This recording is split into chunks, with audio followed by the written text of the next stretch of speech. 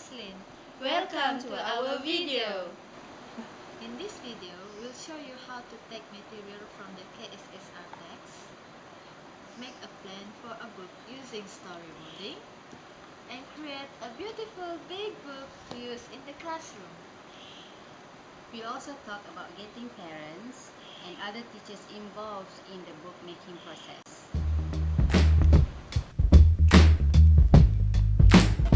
You can use anything from the text you want to. It doesn't always have to be a story. Maybe you see a story you like, but you want to adapt it, change the storyline, or change the language to suit your learners. Like this one.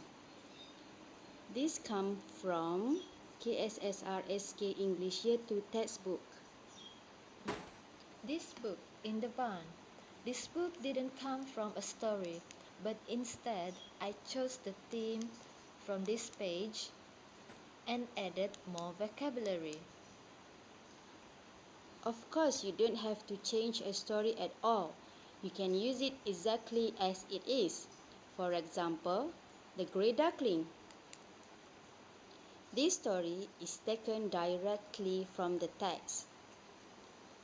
But how to make it interesting or fun or an effective teaching tool? That's where storyboarding comes in.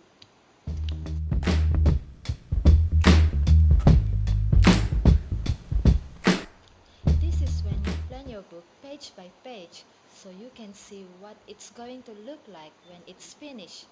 It's actually a really important step because it gives you a chance to review before you start making the book.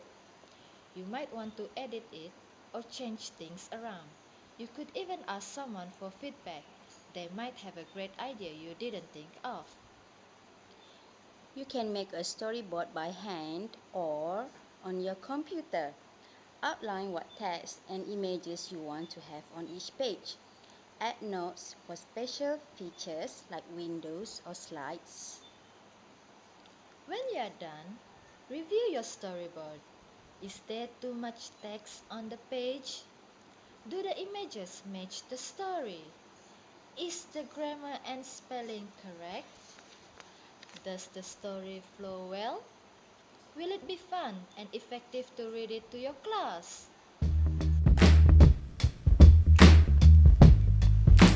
There are lots of things you can do to make your books fun and exciting. Flaps and slides are used to hide target language and storylines. They are good ways to create suspense and get the students to recall or guess the words. You can control the pace of the story that way. Windows are sections cut from each page, usually starting small and expanding. It's often used for stories with a repeated theme or sentence that gradually changes or develops.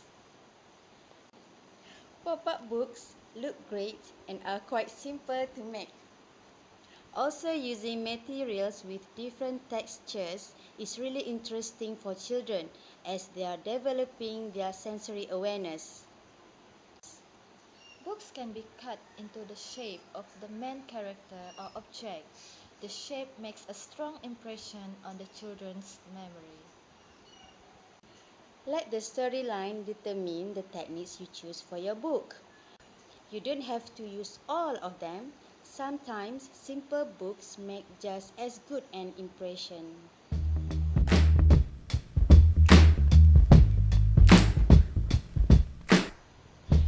Here's the fun part.